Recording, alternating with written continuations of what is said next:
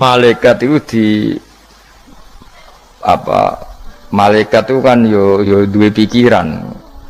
Terus iblis yo duwe pikiran. Sing padha-padha pikiran niku ya rada bener iblis. Pikirane lho ya. Tapi nurute bener malaikat. Jadi umpama agama kanut pikiran ya bener iblis. Mergo cara berpikir iblis iku Adam ku sangka lemah, aku sangka api. Berarti keren aku. Nah cara pikirannya malaikat itu serah mikir bombol yondi dikongkon yo manut. Jadi agama ini sanat, agama ini seorang lagi napa sanat. Sakjane cara tauhid ya keberatan. Aku ana istilah Baitullah ya keberatan. Wong Baitullah maknane omahe Allah sing takok. Allah manggon wirdi ning Ka'bah. Jadi kita harus ngikuti ulama. Dikatakan Baitullah itu nama penghormatan. Sesuatu itu mulia maka disebut Baitullah, bukan berarti Allah nempat di situ. Mereka Allah tidak butuh napa tempat. Jadi itu kan jelimet, mang. Lagi-lagi yang tahu itu ulama. Masjid ya dikatakan Baitullah. Nah misalnya iki masjidnya pangeran, malah nambah mana nih lucu. Masjidnya pangeran, jadi iki tempat sujudnya pangeran, nah, kacau kan? Tapi berhubung wong ra paham alhamdulillah demun iki masjidnya pangeran. Jajal makna nih bahasa Arab. Iki masjidnya pangeran, makna nih terjemah. Iki tempat kacau. Ini baru kayak bodoh ora roh nek iku kacau. Jadi kacau. Ya mulane anut ulama. Jadi darani Baitullah apa dikatakan daleme Allah maknane apa idhofatut tasyrif. Napa idhofatut tasrif manane omah sing mulia sampai diistilahno daleme Allah. Kalau dalam ngaji-ngaji ulama itu agama ini dari awal unik. Allah melarang sujud kepada batu. Tapi kita sholat itu madhep Ka'bah. Kemudian juga ada batu.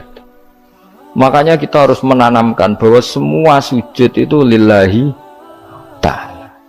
Ya soal ada arah ya penting arah. Nggak mau arah madhep segoro kidul lah repot.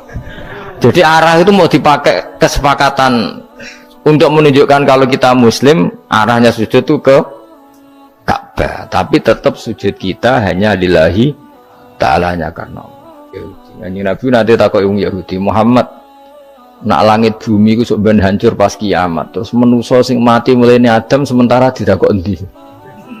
Jadi nak takut ngono mirip so, mirip Yahudi. Nak mirip Sugair apa? Nak mirip Ngamure. Jadi agama ini selalu disoal pakai akal. Jadi agama tanpa akal ya iso berdiri. Tapi kalau terlalu bawa akal itu ya repot.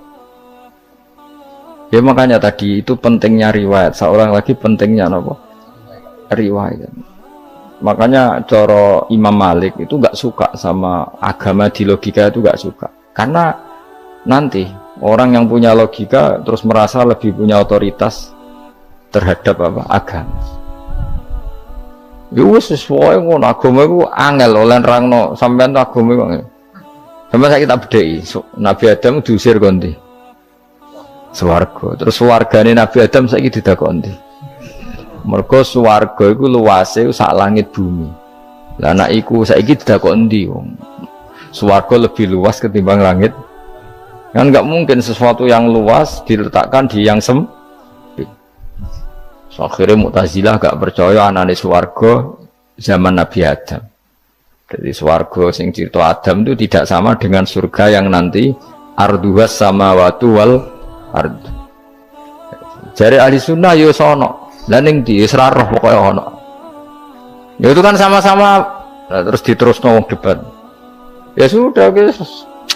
Nak cara aku wis mlebu sik kok gampang nerangno nek wis bar roh. Secara teori kan gitu, ora roh kok nerangno ya sak usih. Bro. Ya sudah sampean bu swarga wae lagi apa? Lagi nerangno. Pas aku nerangno kowe ra ning swarga ya ora ketemu. Wis ngono enak nang cangkem elek ngene wis aku ben nerangno kowe ra ning kono ya wis akhire kak. Apa cocokan sampean? Aku tak nerangno swarga lah sing kono ben nerangno neraka. perkara neraka. Agama itu unik. Ya karena tadi apa ya? Dari awal agama ini di kaum yakilun, tapi akal yang berlebihan itu ya mengganggu agama. Ya sudah, makanya seorang lagi itu riwayat ya, sebagian ini apa? Riwayat. Inna hadzal ilma dinun fanzuru amman ta'khuduna dinakum. Agama ini ilmu, kemudian kamu harus dari sanad yang benar, ya. Dari sanad yang apa? Dari sanad yang benar. Ya sudah seperti itu. Mana itu kulon setuju model kayak sholat sunat safar tidak harus madhep kiblat terus. Jadi agama ini sudah unik. Misalnya gini ya, sholat fardu kan wajib kiblat, tapi ada sholat yang nggak usah madhep kiblat, yaitu sunat safar. Misalnya orang di pesawat gini-gini. Karena guling-gilingan, nah, hakikatnya kiblat itu tidak fokus kita namun Allah Subhanahu wa Ta'ala. Jadi memang agama, tapi lagi-lagi itu butuh riwayat. Seorang lagi butuh riwayat. Kalau nggak pakai riwayat terus kok Abu Nawas kabeh. Karena tadi Amerika, seorang lagi Amerika, itu kalau dibor pas New York itu kena Ka'bah. Lah logikanya kalau arahnya pas itu kan bebas arah. Berarti orang Amerika oleh sholat bebas. Tidak bisa seperti itu, ya tetap anut konsensus ulama sana atau tradisi sana, kiblat itu ngambil arah mana, karena dia pas.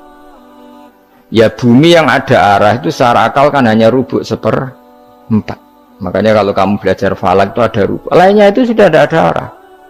Misalnya bumi bulat bola, yang sama atas dikatakan sama-sama di atas, ya kadarnya hanya 1/4, lainnya itu sudah dikatakan samping. Makanya seperti Denmark itu ada daerah yang siang itu sampai 3 bulan, entah berapa siklus sekian puluh tahun. Ada yang lebih lama siangnya sampai 18 jam. Kalau di Eropa kadang puasa itu sampai 18 jam. Ada yang selalu nggak kena matahari kayak kutub utara, kutub selatan. Nah makanya kalau misalnya sholat itu ngikuti apa? Kalau ngikuti matahari, orang kutub sholatnya hanya maghrib, isya, subuh. Gak wajib poso, orang tahu ono rino misalnya. Ya tidak bisa seperti itu. Jadi kalau nuruti logika kan terus berdebat terus. Tapi kalau nuruti rasa sebagai hamba, orang kutub butuh sujud sama Allah, orang kutub butuh loyal sama Allah dengan memperlakukan puasa. Ya sudah, akhirnya kita harus puasa. Nah lalu kalau ukurannya matahari, mereka tidak punya matahari. Memangnya puasa itu penyebabnya wujudnya matahari apa penyebabnya loyalitas sama Allah Subhanahu wa Ta'ala? Loyalitas. Kalau penyebabnya matahari ya berarti kalau nggak ada matahari nggak usah apa? Tidak usah seperti itu cara berpikir. Makanya ngikuti ulama, karena ulama yang tahu tradisinya Allah dan Rasul. Ya seorang lagi ulama yang tahu tradisinya Allah dan Rasul. Meskipun ya kadang saya enak dewe ulama. Mergo ya kadang ya mau kalau bolak-balik ngomong gak diterang nombek cangkem elek ora paham-paham. Makanya masyhur itu ada kiai di debat sama orang rodok PKI. Pak Kiai, kalau setan dari api masuk api kan biasa. Terus susahnya apa? Mau materinya dari api. Terus Kiai itu mek lemah, swawurna raine. Loro cung, gue sakit. Kalau jadi wong kok lemah, kena lemah kok loro. Karena serak kena diterang no. Manusia materinya kan dari tanah, berarti kena dipendem urip-uripan. Piye sih? Ya loro ya, ya jadi kok lemah kok dipendem neng lemah kok. Karena dijelaskan pakai lisan yang baik, gak paham-paham. Sebenarnya kita ini ingin selalu baik, tapi ada orang-orang diterangkan cara baik-baik itu. Wah, kayak misalnya ono wong kondo, Gus kula nu bojo kula cerewet ngene-ngene, apike kula pegat dicereweti bojo mbek diarani duda lara ndi? Oh, lara diarani duda isen. Kowe payu rabi dicereweti, ambek ra payu rabi jomblo, sakit mana? Sakit distatuskan jomblo. Malah kena dicereweti sabar prestasi baru. Mesti wong ku diwolak-walik. Lan jarpe sekolah tak malan kula seneng mbek Imam Syafi'i.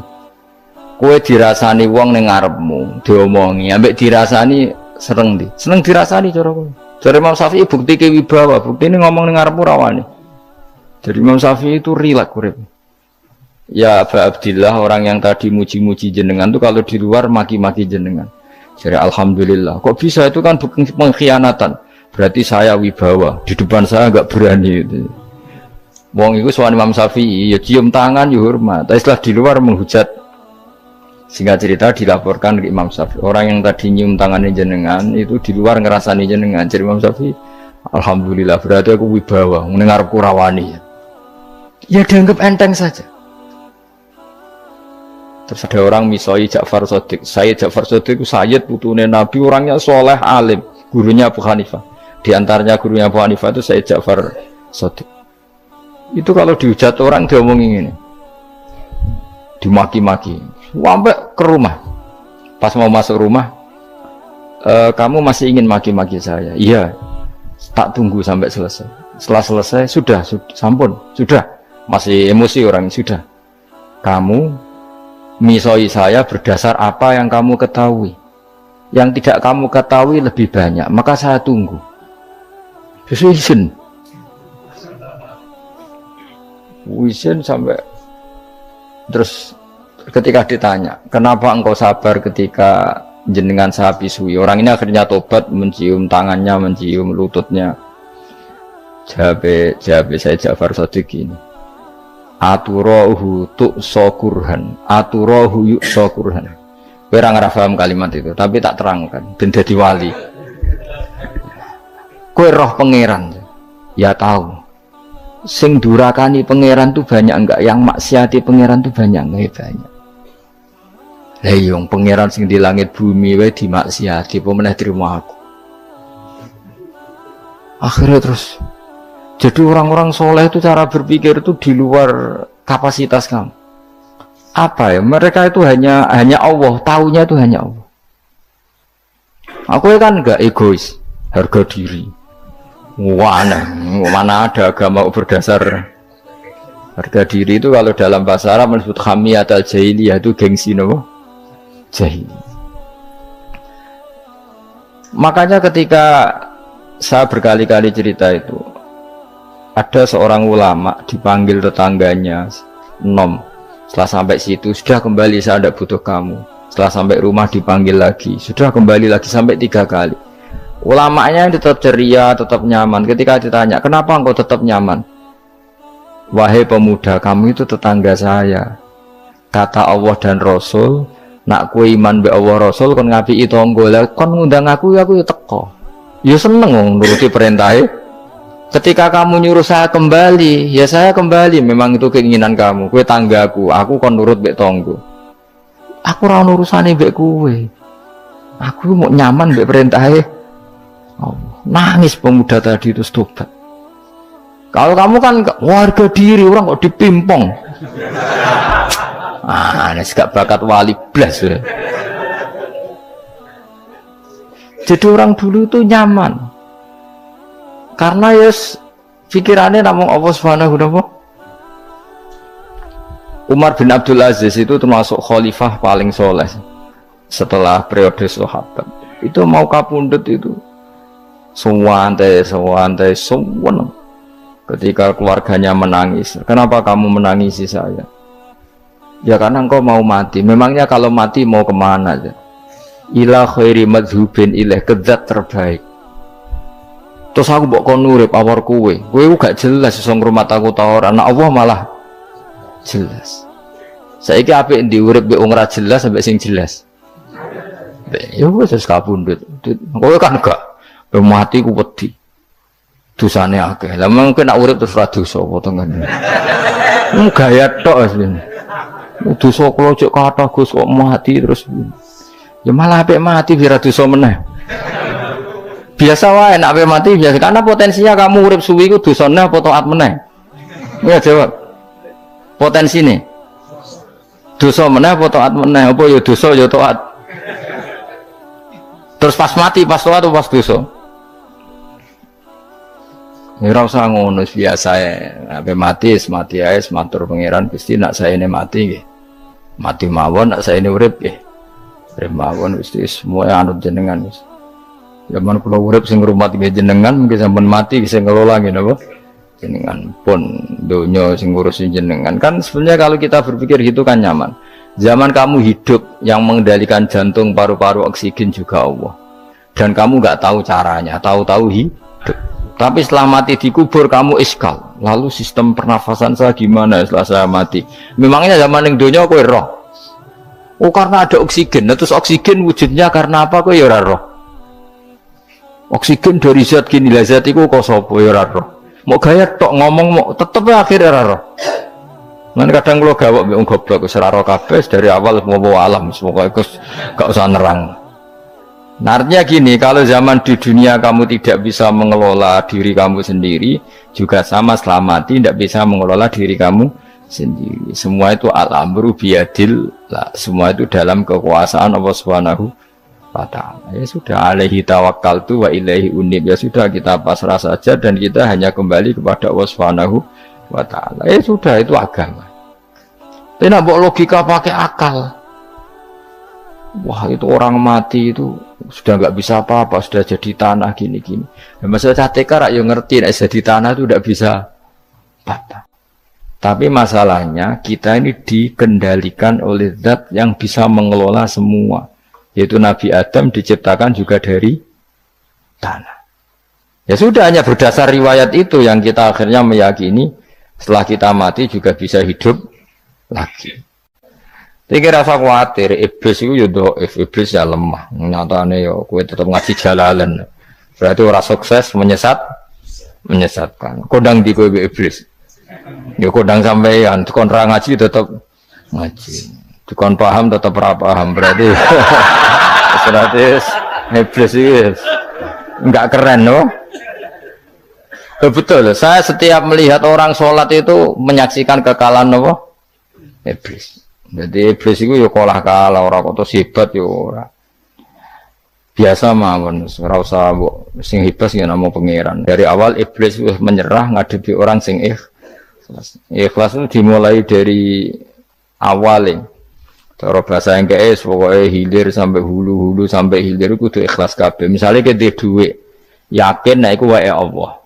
Sehingga kita ketika ngasihkan orang itu kamu enggak merasa itu milik kamu. Sehingga enggak gampang ngundat. Selagi itu kamu benar keduanya awalnya salah itu masih mungkin tidak ikhlas. Uang ini milik saya, tak kasihkan kamu dengan ikhlas. Kalimat milik saya ini menjadikan suatu saat kamu jadi undat-undat karena milik saya. Tapi kalau ikhlasnya dari depan, uang ini milik Allah, ilmunya bahak milik Allah. Terus tak kasihkan kamu juga hambanya. Dari awal kan merasa saya tidak punya apa-apa. Tapi selagi saya ikhlasnya hanya separuh. Ilmu saya tak kasihkan kamu karena Allah, berarti masih potensi enggak ikhlas ya. Jadi kalau ngelatih ikhlas itu harus dua-duanya. Kamu punya uang milik Allah, punya ilmu milik Allah, punya jabatan milik Allah, kemudian kamu kasihkan sesuai perintah Allah, itu lebih mudah ikhlas karena la haula wala quwata illa billah. Selagi masih separuh saja salah, itu potensi berikutnya juga ikut salah. Misalnya aku ngurmat yatim kok ikhlas, duitku tak kena. Kata duitku itu menjadikan suatu saat dulu tak rumat loh, saiki jebule lali aku. Tapi kalau alhamdulillah saya pernah digerakkan Allah ngrumat yatim dengan milik Allah juga. Sehingga kita sekedar pernah melakukan ketaatan ini senang. Enggak penting berikutnya anak yatim ini nanti peduli kita apa enggak, enggak penting.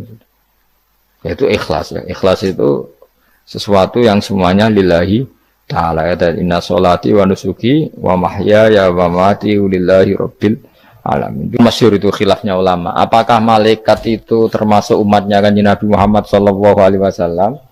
Ada ulama yang mengatakan cara pandang Nabi diutus itu untuk mensolehkan yang tidak soleh atau mensolehkan yang potensi tidak soleh. Kan orang itu ada dua, ada yang memang tidak soleh disolehkan, ada yang potensi tidak soleh. Sebetulnya sudah soleh tapi potensi juga tidak soleh, terus disolehkan. Nah malaikat ini kan tidak berpotensi